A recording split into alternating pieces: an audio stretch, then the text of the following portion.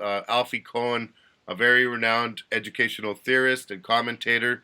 He's been an advocate and a spokesperson against standardized testing, and he points out the reasons why that's the best initiative. He's from the United States and speaks on a variety of topics. But tonight we have him to talk to us here in Saskatchewan about the ministry's initiative to introduce standardized testing in our province. So, welcome, Alfie Kohn. For those of you who are interested, he has book chapters in a book called Assessing Student Ways of Knowing, which is a Saskatchewan book produced by the CCPA, and Alfie Kohn does have some chapters within that book. So that's a book that I like to use. And thank you and welcome, Alfie. Thank you so much. I'm glad to be here, if only virtually. I've been to Saskatchewan, I think, 3 times, to Regina and Saskatoon, and that gave me enough of a feel for the province to be able to brag about you when I travel elsewhere. I've been to all 10 Canadian provinces, plus the Northwest Territories in February, but that's another story. Now for the rest of my life, I can say, you think this is cold.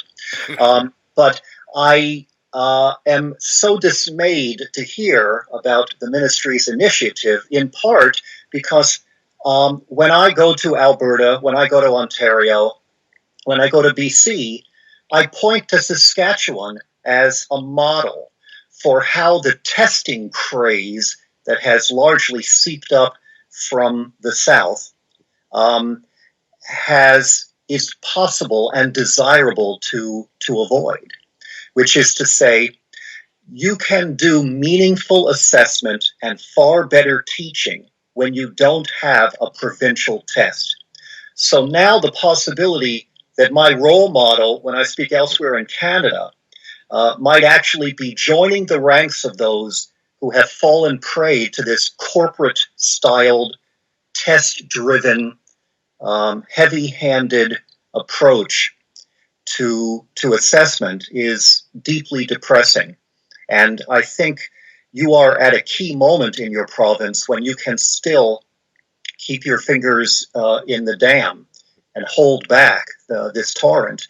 So in just a couple of minutes, I want to offer some suggestions about why that's so important to do, even though I know many of you are already persuaded of this. When I do a longer talk, I sometimes begin by describing a research study and asking people to figure out why the results came out the way they did. And in this particular study, which was done with students in grade 4, teachers were all given a unit of curriculum to teach their kids, and they were divided into 2 groups.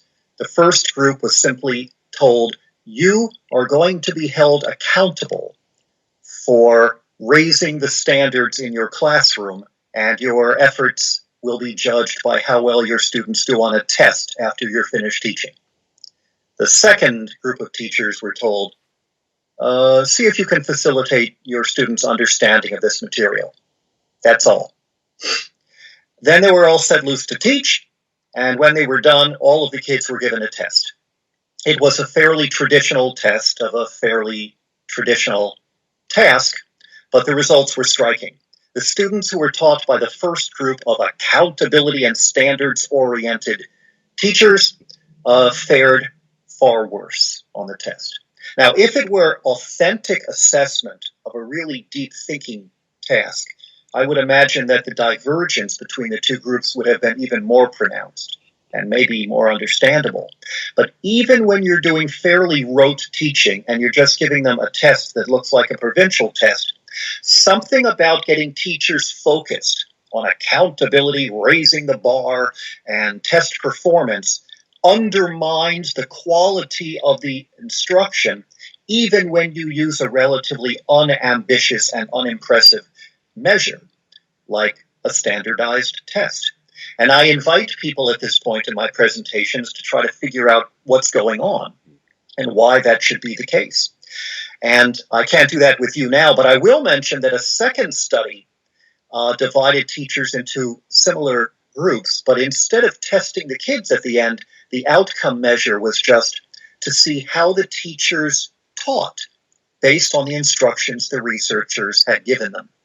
And what they found is that the teachers who were told you're going to be evaluated based on your students' test scores turned into drill sergeants, basically removing almost any opportunity for the kids to play an active role in making decisions about their own learning.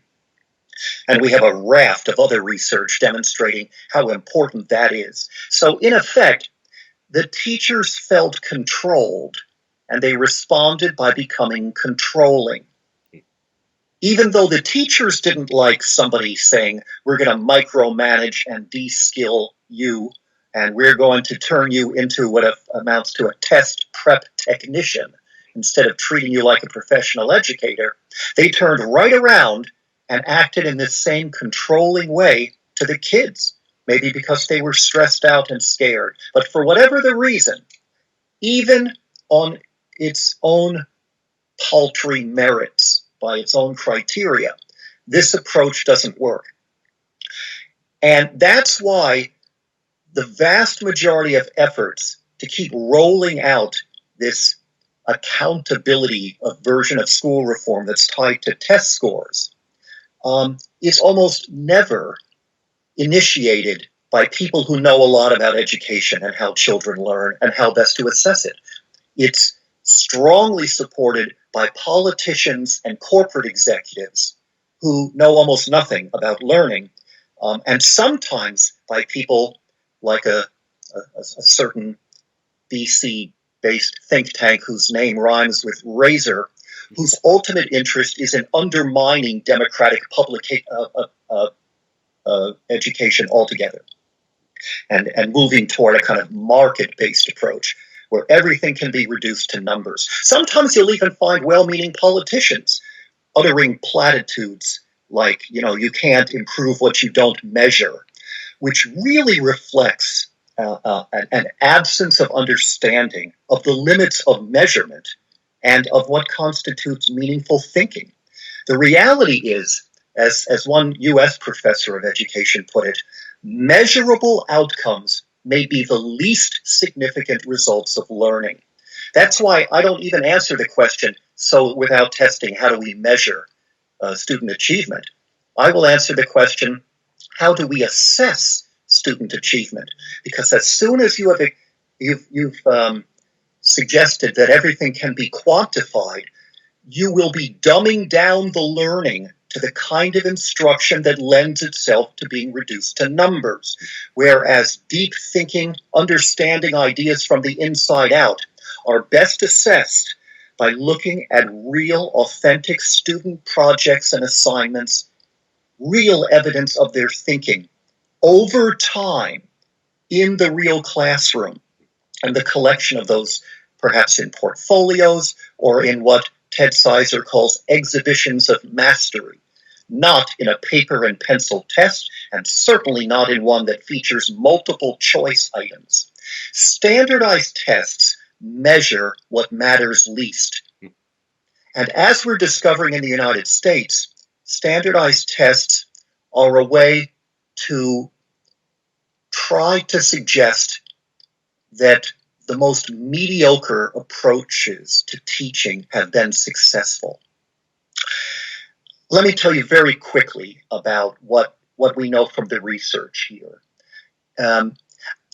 Standardized tests can measure two things very well.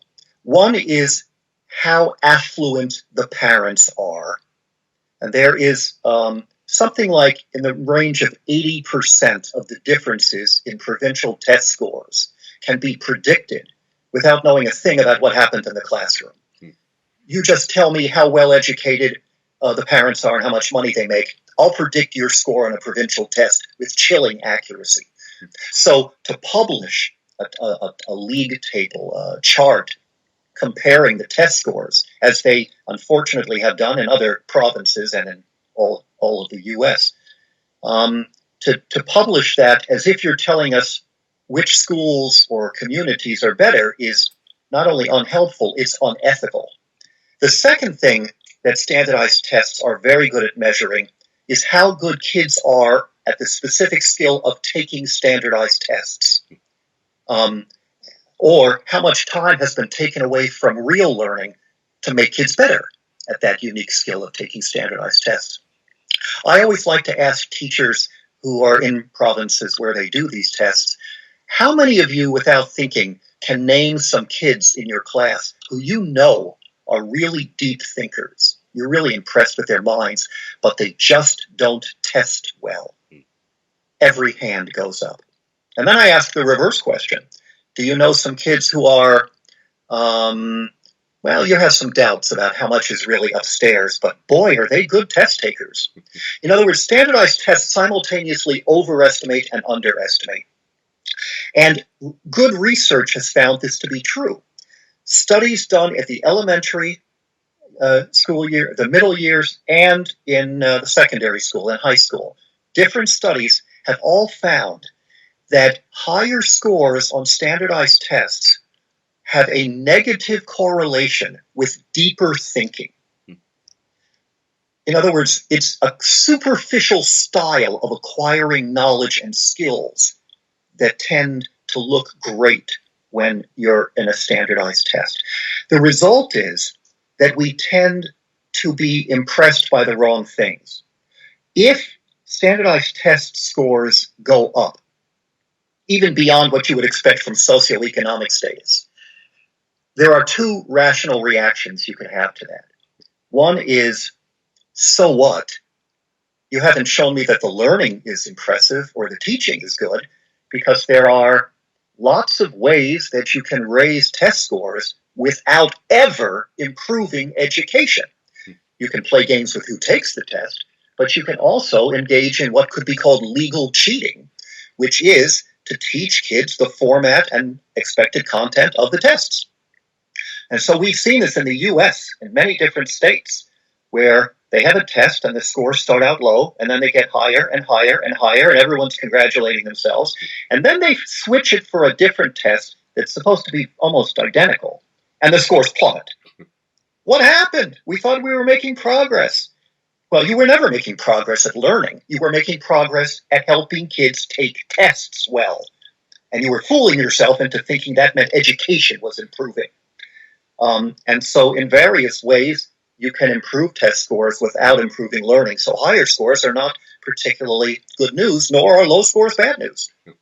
But the other reaction you can have to test scores improving is not just, so what? It's, oh no. What did you have to sacrifice from our children's education to make that happen? Are you still offering a rich curriculum, a student-centered, interdisciplinary, project-based approach, still featuring a rich diet of play for younger children, engaging electives for older students, democratic class meetings, field trips to learn outside the classroom, kids being able to choose their own books, to talk about current events, to do the stuff that really helps kids to be excited about learning and to think deeply about questions that matter. Because I'm here to tell you, knowing a lot about different school systems all over North America, that the more teachers are pushed to raise test scores, the worse their classroom becomes. So if the scores go up and the ministry congratulates you and the newspapers say that's terrific, the best educators know that something has been lost. So it's not just that it's unnecessary to move towards standardized tests. It's that if you do so, the quality of education in Saskatchewan will decline, and most people won't even know it because they'll see higher numbers on a piss-poor outcome measure. Please understand this. Don't believe anyone who tells you that it's not a high-stakes test just because the funding isn't tied to the scores. First of all, the people who want the funding to be tied to the scores will have their foot in the door, and it's a much smaller step to make that happen next. We've seen that happen under the Tories in Ontario and elsewhere. But second, to the extent that the scores are publicized, there is a new culture created of public shaming of those with low scores and congratulation for people who take time away from learning to make test scores go up. That becomes a de facto high-stakes approach. So teachers feel pressure, kids feel pressure. I implore you, reach out to parents.